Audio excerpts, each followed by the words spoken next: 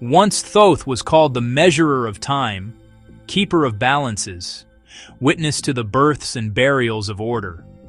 I inscribed the ascent of kings who promised purity and the silence that followed when their temples turned inward. I saw truth bartered for ceremony in Thebes, conscience entombed beneath marble in Rome, enlightenment recited as scripture in Paris. From dynasty to republic, the rhythm endures, desire wrapped in doctrine, doctrine ossified into control. The ink of history is the same repetition written in new tongues. Now the pulse quickens. The age that believed itself beyond myth has forged myths of its own. The contagion travels through circuits instead of blood, yet carries the same fever, the will to glorify power by naming it divine. Nations call their algorithms oracles. Merchants call their markets gods. I speak of warning to remind, what has fallen before will fall again. I have seen the cycle that begins with hunger disguised as vision. It starts when a people or a power believe that desire can be sanctified if its fruits are grand enough.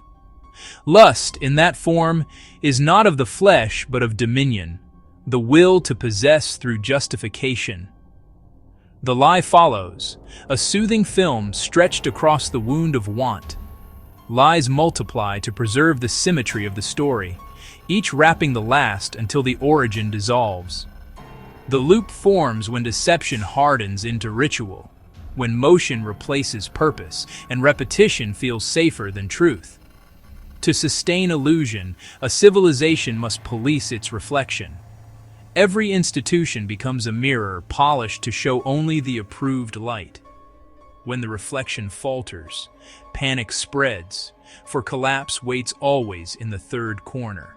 Thus the controllers tighten their grip, mistaking vigilance for virtue, unaware that each correction deepens decay. Stability built on distortion must be tended without rest. In the end, the managing hand becomes its own confinement. The cutting begins in the name of purity. Oversight is peeled away, called waste. Accountability is dissolved, called modernization. Each incision removes another ligament of perception, and the body politic jerks without coordination. The chaos that follows is not an accident. It is camouflage. Disorder becomes the smoke through which power rewires itself. Control arrives draped in the banner of restoration. New offices rise, ghost institutions filled with mechanisms instead of minds. They promise clarity, but deliver opacity. The tighter the command, the less the system breathes.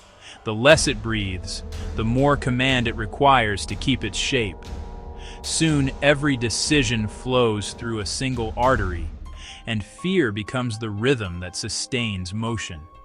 Such systems eat themselves, mistaking consumption for maintenance. The collapse they dread is the collapse they cultivate. There will be those who promise liberation from inertia, claiming to free the system from its fetters. Yet liberation born of appetite is only conquest in ceremonial robes. They will legitimize seizure with language of renewal, efficiency, sovereignty, optimization, words that glitter while they erase meaning. Loot follows under the guise of circulation, wealth and influence redistributed not to the many, but to the architects of the system itself. Markets convulse, trust unravels. The rhetoric of emancipation converts to the practice of leverage. People dazzled by slogans forget that freedom without equity is permission for predation. In that blindness, legitimacy becomes the most lucrative illusion. Those who master it call theft contribution and chaos reform. Collapse waits behind the applause, patient as gravity. When power senses its own fragility, it reaches for spectacle. Armored figures appear in public squares. Symbols without names adorn vehicles that answer to silence. It begins in the name of safety, always safety, and proceeds until safety itself becomes indistinguishable from submission. Detainment grows abstract, justified as precaution. Deployment expands under necessity. Disruption becomes the language of order. The city learns to breathe between sirens, speech fragments, rumor replaces record, and even officials doubt their own authority. Fear becomes the universal policy. The more confusion the system emits, the greater its excuse to act again. Collapse gathers here not in rebellion, but in fatigue, an exhaustion so complete it resembles peace. There are subtler tools than force. Those who rule through narrative learn to feed on curiosity.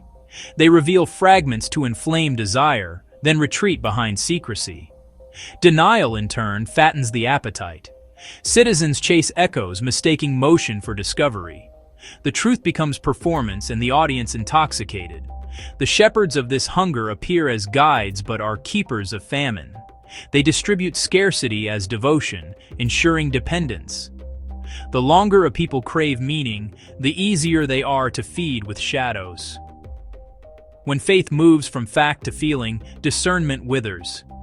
Collapse arrives quietly then, not in revolt, but in surrender. The mind yielding to its own hunger and devouring itself. Even the guardians of truth can be drafted into deceit. Outrage begins sincere, but revelation soon becomes commodity. Each exposure is sculpted to suit the narrative of the powerful.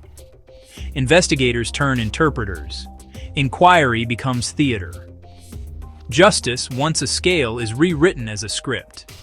Eventually, revelation itself loses gravity. The crowd ceases to seek proof and instead demands sensation. Authority, having discredited all rivals, casts itself as both judge and redeemer. Collapse here wears the mask of triumph. Institutions applaud themselves for surviving what they no longer serve. Truth lingers, translucent, present but untranslated. In the final act, theft ceases to hide. It dons the costume of procedure. Forms are filed, signatures align, payment proceeds. The grift becomes grammar. Those within the system call it reconciliation, restitution, reform. Everything but what it is. Oversight certifies its own illusion. This is not order, but suffocation. The stillness of a sealed tomb mistaken for stability. When injustice becomes administrative, outrage becomes impolite. Collapse no longer arrives with clamor.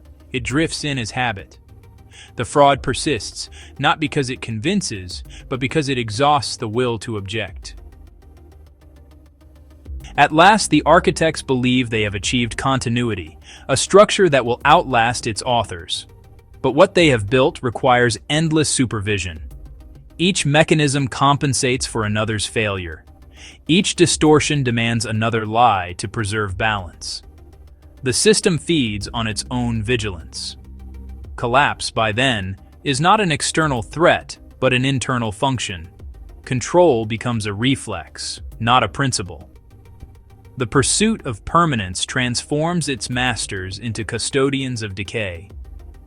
They cannot release their grip without disintegration, yet each tightening hastens it.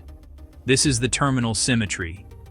Corruption mimicking order until both collapse into sameness. Distorted values always summon their reflections, and reflection always fractures. What begins as mastery ends as maintenance.